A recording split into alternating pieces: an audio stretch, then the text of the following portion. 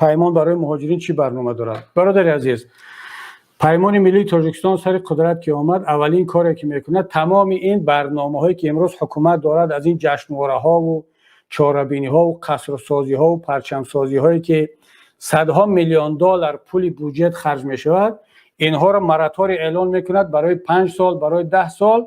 تمام این پول برای ایجاد جای کار، برای ساختن کارخانه‌ها، فابریکه‌ها و جای کار برای مهاجرین است.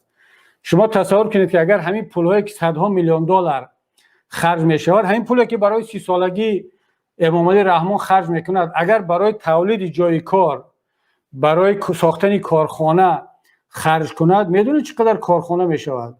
این در زمان معاصر دیگر برای ساختن یک کارخانه معاصر مثل پیشینه زوادهای کلان لازم نیست.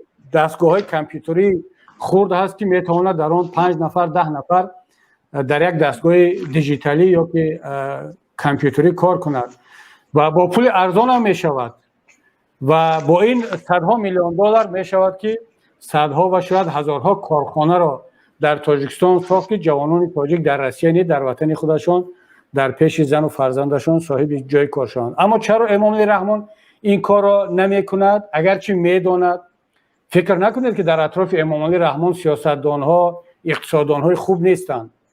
اینا میدونن که باید همین کار را کرد، اما میترسن که با امام علی رحمان این را بگن. چرا؟ برای آنکه میدونن که امام علی رحمان برنامه ایجاد جای کار در داخل کشور را ندارد. برای امام علی رحمان خوب این است که جوانان تاجیک در خارج در روسیه کار کنن، فقط پول بفرستن، اما خودشان در داخل کشور نباشند. برای چی؟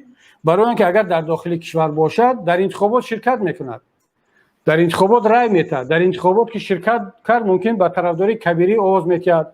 رحمت الله ظاهروف یگان نامزد مستقل و نامزد بهتر و رحمانوف نمیتواند انتخابات را تقلب کند وقتی که نیروی کاری، نیروی مبارز جوان در داخل کشور هست. اما وقتی که همه نیروی جوان در خارج است، در داخل کشور فقط زن و کودک و پیرمردها ماندن و 4 منصبداری که از امام علی رحمان میترسن.